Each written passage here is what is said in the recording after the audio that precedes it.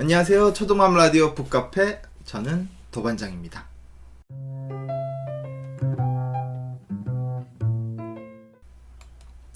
오늘 소개할 책은 한빛 라이프에서 나온 이은경, 이승종 작가의 책 초등 자기주도 공부법입니다. 저자는요, 15년 이상의 경력을 가진 초등학교 교사이자 유명 유튜버이며 초등학생 5학년, 6학년 남자아이를 둔 부모이기도 합니다. 자, 이 책을 살펴보면 교육서임에도 불구하고, 이게 교육서죠? 네, 여러분 보신 것처럼 자녀의 교육을 이끌어줄 수 있는 교육서임에도 불구하고 한편의 에세이를 읽는 것처럼 문체가 아주 부드럽고요. 예쁘기까지 합니다.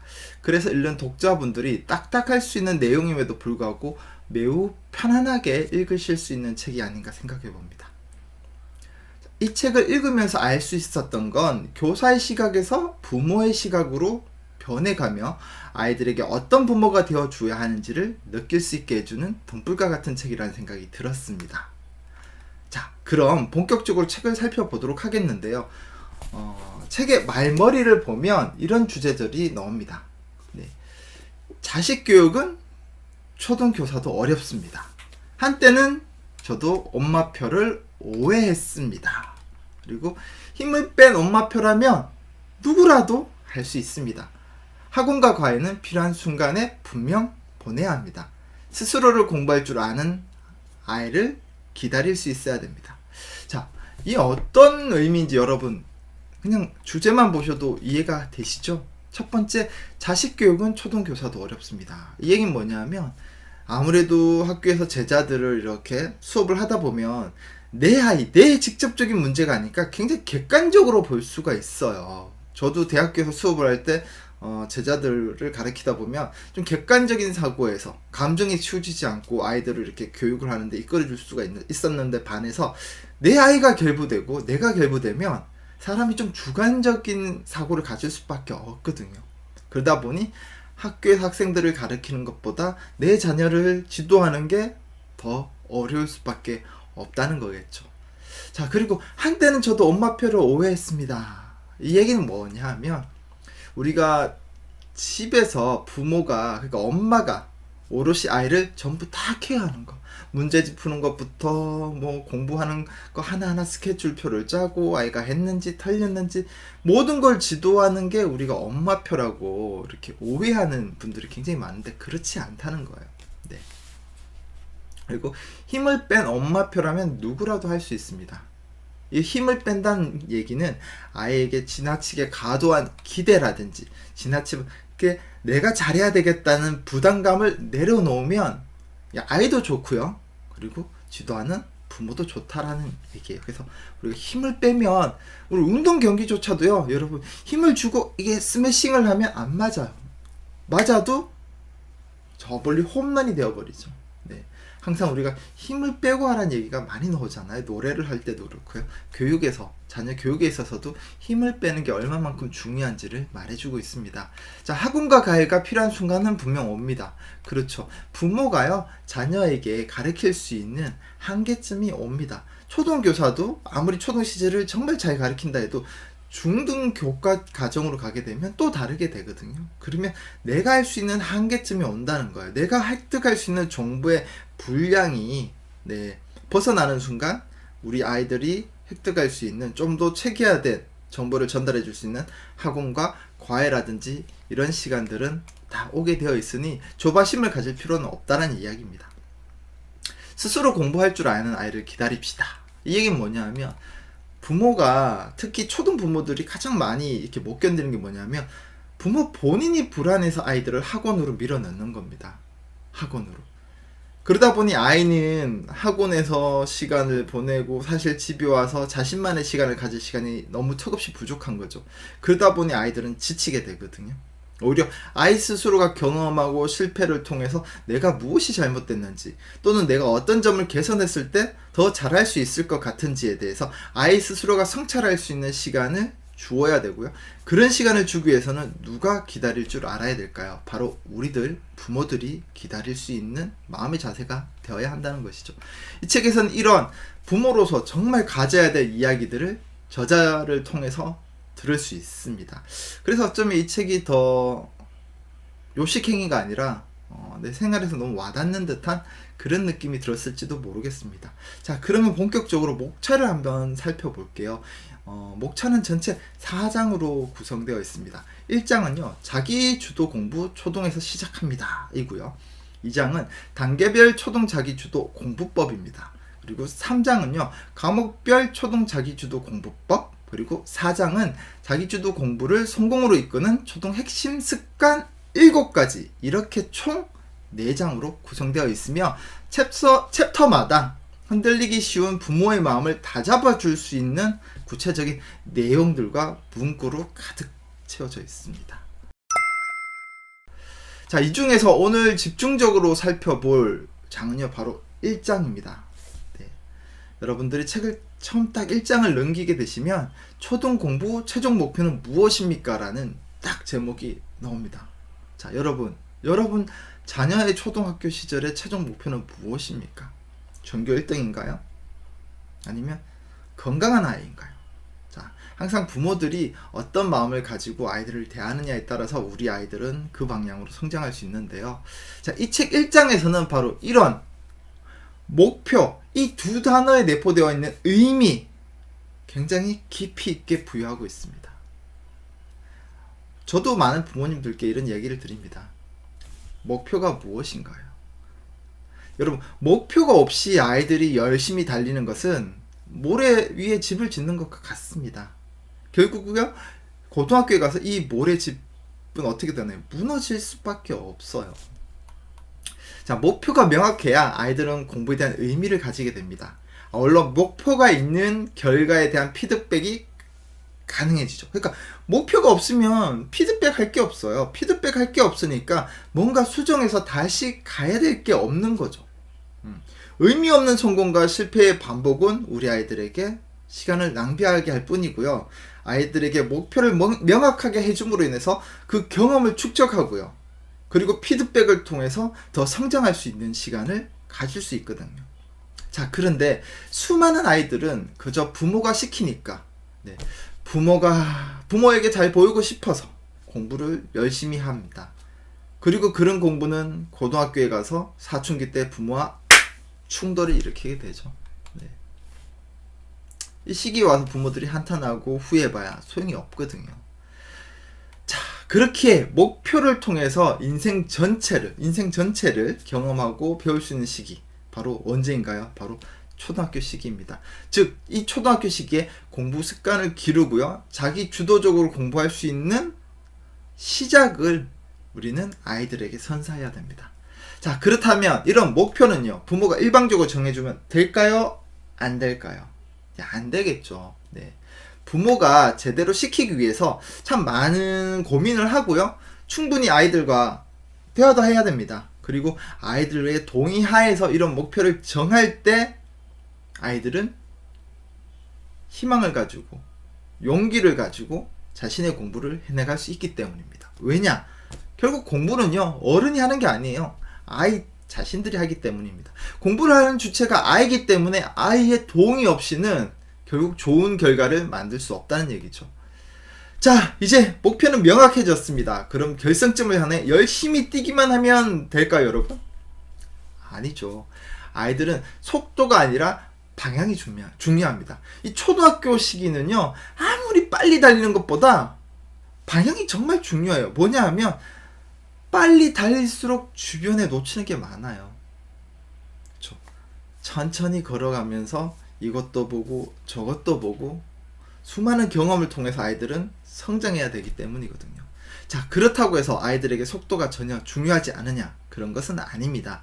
아이들마다 속도를 중시하는 아이도 있거든요. 자, 이런 아이들에게 부모는 어떤 역할을 해야 될지 저자는 책 속의 내용을 통해서 이야기해주고 있습니다. 자, 그렇다면 속도를 중요시하는 아이들에게 부모는 어떤 역할을 해주어야 될까요? 바로 마라톤에서 페이스메이커가 있듯이 초등학습에도 부모들이 아이들을 위해서 페이스메이커 역할을 해주어야 되는 겁니다. 아이들을 대신해서 12년 전체를 더 멀리 보고요, 더 높은 곳에서 아래로 볼 수 있도록. 왜냐? 높은 곳에서 아래로 볼수록 더 많은 것들을 볼 수 있지 않습니까? 아이들이 잘 달리도록 잘 걸을 수 있도록 부모들이 이런 역할, 페이스메이커 역할을 해줘야 된다는 얘기죠. 오히려 일부러 힘을 빼는 것도 영리한 전략이 될 수 있습니다. 아이들이 달리고 싶은 아이들, 될 만한 아이들이 있거든요. 근데 그런 아이들이 처음에 지치지 않을 수 있도록 부모들이 오히려 영리하게 힘을 빼주는 거죠. 저자는 이런 이야기들을 통해서 우리 부모가 아이들에게 어떤 도우미가 될 수 있는지에 대한 부분들을 구체적으로 하나하나 일목요연하게 나열하고 있습니다. 자, 다음으로 공부의 주도권에 대한 이야기가 나오는데요. 아이들은 마냥 어리다고 생각하시면 안 됩니다. 요즘 아이들은요, 미디어와 독서를 통해서 정보의 획득이 정말 많습니다. 다만 무엇이 부족하느냐? 그 정보를 해석할 수 있는 경험치가 부족한 겁니다. 그래서 우리 부모들은 아이들이 그런 경험치를 많이 쌓을 수 있도록 천천히 걸어가면서 방향을 제대로 갈 수 있도록 지도해주고 뒤에서 도와줘야 되는 거죠. 자, 이런 아이들에게 공부의 주도권을 이제는 우리가 주고 싶죠. 그렇죠. 부모들은 영원히 아이들에게 공부를 지도해 줄 수는 없습니다. 아이들 스스로가 좀 해주면 좋겠다. 아빠의 바람도 엄마의 바람도 자기 스스로 공부하는 아이가 되면 참 좋겠다. 이런 마음을 가지는데요. 그런데 이런 부분들이 지금 당장 이루어질 수 있느냐? 우리는 이런 부분에 대해서 고민을 해보지 않을 수가 없습니다. 저자도 이런 부분 때문에 이 책에서 다음과 같은 세 가지를 얘기하고 있습니다. 공부의 주도권 누구에게 줄 것인가? 라고 말이죠. 자, 그러면 이 공부의 주도권을 누구에게 줄지 선택을 하기 전에 우리들은 어떻게 해야 될까요? 바로 공부를 해야 되겠죠. 어떻게 해요? 바로 여러분들 이 책을 통해서 공부를 하시면 굉장히 도움이 많이 되실 것 같습니다. 자, 이 책에서 지금 저자가 얘기하고 있는 세 가지 중에 첫 번째는 그 주도적인 역할을 누가 할 것인가? 바로 부모가 이끌어 준다라는 전제에서 이야기를 하나를 먼저 던지고 있습니다. 부모가 주도적으로 공부의 길을 열어주면 어떤 좋은 점이 있을까요? 바로 아이들을 늘 매일 옆에서 지도하다 보니까 아이들의 성향, 기질, 속도, 강점, 약점 등을 모두 부모가 알 수 있죠. 다만 어떤 부분이 문제시 되느냐? 우리 운전도 가족끼리는 가르쳐주지 말고 연인끼리는 가르쳐주지 말라고 하잖아요.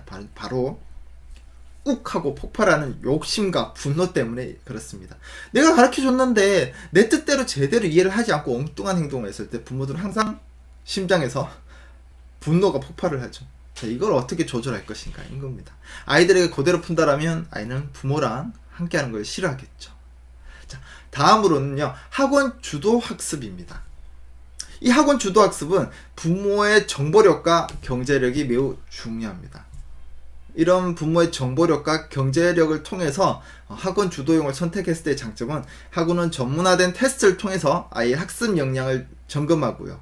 그런 점검된 상태에서 아이들에게 딱 필요한 부분들을 학습시켜 준다는 거죠. 반면에 가장 큰 문제는 바로 아이들이 학원에서 공부하는 그 자체를 자신이 공부했고 자신의 지식으로 받아들인다는 것입니다. 여러분 경험이 있어서 아시겠지만 결국 공부는 스스로 해야 되잖아요. 자신이 배운 것들을 가지고 와서 스스로 노트에 정리하고 말해볼 수 있을 때 내 것이 되는데 아이들은 칠판에 판세준 선생님의 글을 적고 듣고 하면서 그 수업 시간에 저런 거였구나 이해하는 순간 내가 이해가 되었다라고 착각을 하게 되거든요. 그리고 아이들이 이렇게 학원 주도형으로 계속 다니다 보면 집에 오는 시간이 줄어들고요. 그러면 자신이 공부할 수 있는 자신만의 시간은 그만큼 부족하게 되겠죠. 결국은 자신의 공부를 하나도 하지 못하는 케이스가 발생할 수 있습니다. 자, 마지막으로 우리가 가장 희망하는 아이 주도형 학습. 근데 이 아이 주도형 학습의 가장 큰 문제점은 또는 어려운 점이라고 해야 될까요? 바로 부모의 불안함입니다. 실제로 제가 많은 사례를 상담해드리고 있다 보면 가장 큰 것이 저희 아이가 4학년인데 학원을 가기 싫어한다라든지 부모와 맞서려고 한다든지 이런 사춘기식의 아이들하고의 충돌에 대한 고민을 많이 이야기하시거든요. 근데 그럴 때 제가 물어보면 대다수가 학원을 정말 여러 개 어릴 때부터 아이들에게 보내는 거예요. 아이의 의사와 반해서. 근데 스스로도 알고 계세요. 아이가 좋아서 보낸다기보다 제가 불안해서 다른 아이보다 우리 아이가 처져서 우리 아이가 미래에 잘 되지 않으면 어떡하나 하는 불안감 때문에 많이 보낸다라고 스스로도 얘기하시거든요. 자, 그런데 어때요, 여러분? 이렇게 했을 때 아이들은 행복할까요? 아이들은 과연 고등학교 갔을 때 성공할 수 있을까요? 그렇지 않습니다. 네. 자, 아이들이 중고등학교 때 가서 또 이 자기 주도형으로 공부를 하게 되면 그때 가서 실패하고 성공을 반복하게 됐을 때는 이미 입시로 이제 접어들기 때문에 자기 주도형으로 공부하기에는 이미 늦죠. 따라서 가장 시간이 많고 시간 부자인 지금 초등학교 특히 저학년 때부터 아이들에게 자기 주도적으로 공부를 할 수 있도록 부모들이 기회와 인내를 가져주셔야 됩니다. 그렇다고 방치를 하면 된다는 얘기는 절대 아닙니다. 네, 아까 말씀드렸잖아요. 페이스메이커 역할을 부모가 해줘야 됩니다. 아이들이 스스로가 목표를 정하고 스스로가 어떻게 할지를 이제 계획을 할 수 있도록 부모들이 뒤에서 묵묵하게 지켜보면서 아이들이 도와줘라고 했을 때 즉시 도와줄 수 있는 그런 역할을 말이죠. 자, 더불어 어른들이 아이들에게 무엇을 또 해줘야 되냐면 긍정적인 메시지를 자꾸 던져줘야 됩니다. 아이들이 말하는 거는 많은 돈도 아니고요, 대단한 칭찬도 아닙니다. 아주 작은 긍정적인 시그널들. 너가 이런 거에 대해 생각을 하는 거구나. 오, 대단한데? 아빠는 너만 할 때 생각할 수 없었어. 최고다.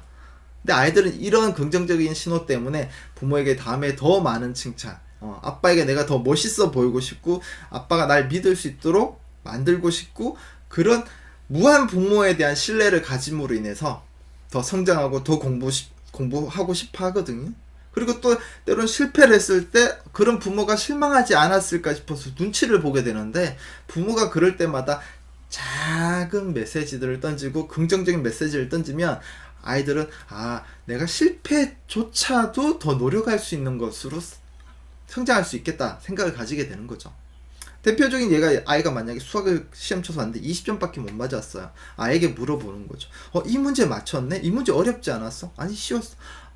그래? 아빠는 이 문제가 어렵다고 생각을 했는데 너가 쉽게 맞췄구나. 그러면 이번엔 이 문제에 너가 많은 시간을 투여했던 것 같아. 다음에는 다른 문제도 너가 조금만 신경 쓰면 아빠는 괜찮을 것 같네. 고생했다, 아들. 이런 메시지요. 아이는 분명 혼날 줄 알고 왔는데 아빠가 내가 맞은 부분에 대한 칭찬을 해줌으로 인해서 아이는 다음에는 저것도 맞춰서 내가 아빠한테 더 칭찬받아야 되겠다. 이렇게 될 수 있다는 거죠. 바로 초고등 자기주도 공부법이라는 것은 이렇게 부모들의 하나에서 10가지 소소한 관심과 인내로부터 아이들은 반대로 실천하면서 그 실천에서 오는 실패를 다시 경험으로 긍정적인 에너지로 받아들여서 공부를 구체적으로 해 나갈 수 있다는 것이고요. 결국 이 공부법은 결국 중학교, 고등학교 갔을 때 아이가 스스로 빛날 수 있는 큰 에너지가 될 수 있다는 것입니다. 제가 비록 1장에 한해서 이 책을 이야기 드렸지만 이제 2장과 3장과 4장은 구체적으로 그래서 여러분들이 페이스메이커로서 어떻게 접근해야 되며 아이와 어떻게 소통해야 되고 아이의 결과를 우리는 어떻게 피드백해야 되는지에 대한 이야기들로 구성되어 있습니다. 여러분들이 꼭 잊지 않고 이 초등 자기주도 공부법 꼭 끝까지 완독하시기를 강력하게 추천드립니다. 저는 또 다음 시간에 또 다른 책으로 여러분을 만나 뵙도록 하겠습니다. 감사합니다. 안녕.